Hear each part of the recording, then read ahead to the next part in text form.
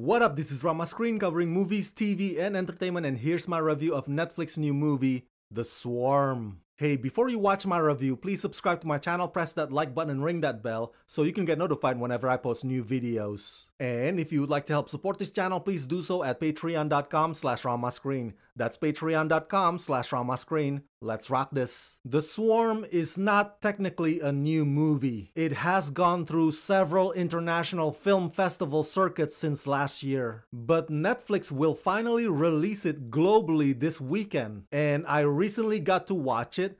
And what you need to keep in mind is, even though the horror aspect is effective, but there's actually more to The Swarm than just that. Yes, it's creepy. Yes, it's scary. And yes, it'll send chills down your spine. And because of it, you might end up being suspicious of any insect for about a week. But the film is just as much a character study as well. It speaks to human sacrificial tendencies that stem from survival desperation. Written by Jerome Genevrai and Frank Victor and directed by Jus Philippot, in The Swarm, Virginie lives on a farm with her children Laura and Gaston and raises locusts as a high-protein crop.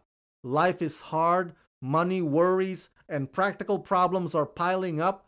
Tensions with her kids and neighbors are running high, but everything changes when she discovers the locusts have a taste for blood.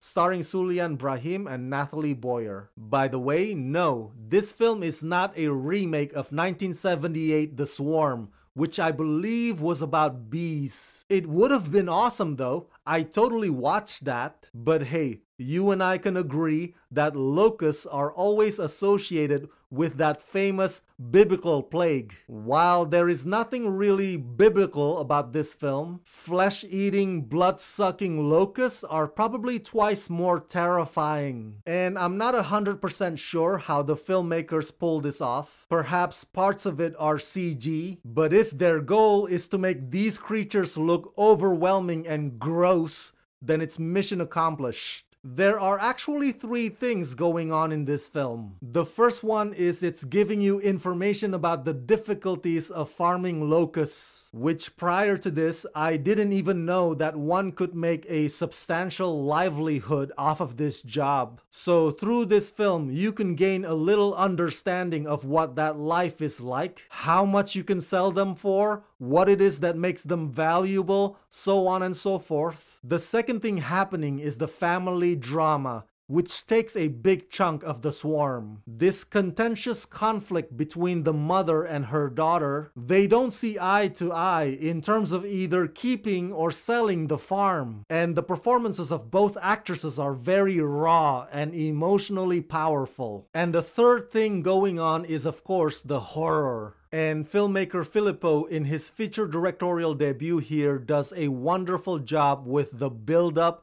and the suspense, so that the scares and the climactic point are very much character driven. I mean, this movie could have easily gone the direction of one of those asylum cheap creature movies, you know? The Attack of the Buzzing Locusts or something like that. But nope, as I implied earlier, The Swarm is so much more than just that. It's a slow burn and it's not relentless, but if you soak up the other two things that also come with the horror, I think you'll find The Swarm to be, at the very least, riveting.